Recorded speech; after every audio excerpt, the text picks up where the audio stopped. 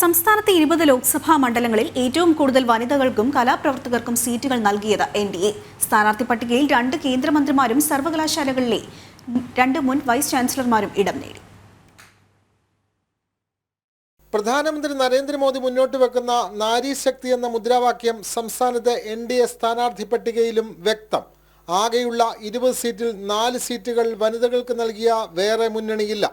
ആലപ്പുഴയിൽ ബി.ജെ.പി. സംസ്ഥാന vice president Shobha Surendran, പൊന്നാനിയിൽ മഹിളാ മോർച്ച സംസ്ഥാന അധ്യക്ഷ അഡ്വക്കേറ്റ് നിവേദിത സുബ്രഹ്മണ്യം, ആലത്തൂരിൽ retired principal doctor T N. Sarasu, Kasaragod ബഹുഭാഷാ പണ്ഡിത എം.എൽ. അശ്വിനി, ഇടുക്കിയിൽ അഡ്വക്കേറ്റ് സംഗീത വിശ്വനാഥൻ എന്നിവരാണ് എൻ.ഡി.എയിലെ വനിതാ സ്ഥാനാർത്ഥികൾ.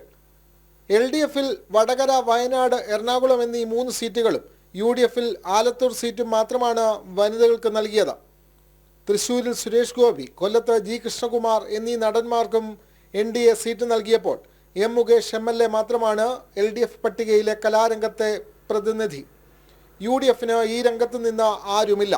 ബി.ജെ.പി. സംസ്ഥാന അധ്യക്ഷൻ കെ സുരേന്ദ്രൻ വയനാട്ടിലും കെ.പി.സി.സി. പ്രസിഡന്റ് കെ സുധാകരൻ കണ്ണൂരിലും മത്സരിക്കുമ്പോൾ സി.പി.ഐ. ദേശീയ നേതാവ് ആനി രാജ വയനാട്ടിലും മന്ത്രി കെ രാധാകൃഷ്ണൻ ആലത്തൂരിലും ജനവിധി തേടുന്നു. എൻ.ഡി.എ പാനലിൽ കാലിക്കറ്റ്, സംസ്കൃതം എന്നീ സർവകലാശാലകളിലെ മുൻ വൈസ് ചാൻസലർമാരും മത്സരിക്കുന്നുവെന്നതും ശ്രദ്ധേയം. യഥാക്രമം ഡോക്ടർ അബ്ദുൽ സലാം മലപ്പുറത്തും ഡോക്ടർ കെ.എസ്. രാധാകൃഷ്ണൻ എറണാകുളത്തുമാണ് മാറ്റുരയ്ക്കുന്നത്. പി.എസ്.സി. മുൻ ചെയർമാൻ കൂടിയാണ് എഴുത്തുകാരൻ കൂടിയായ ഡോക്ടർ രാധാകൃഷ്ണൻ. യുവമോർച്ച സംസ്ഥാന അധ്യക്ഷൻ പ്രഫുൽ കൃഷ്ണയ്ക്ക് വയനാട്ടിൽ എൻ.ഡി.എ സീറ്റ് നൽകിയപ്പോൾ ഡിവൈഎഫ്ഐ സംസ്ഥാന പ്രസിഡന്റ് വി വസീഫിനെയാണ് എൽ.ഡി.എഫ് മലപ്പുറത്ത് പരീക്ഷിക്കുന്നത്.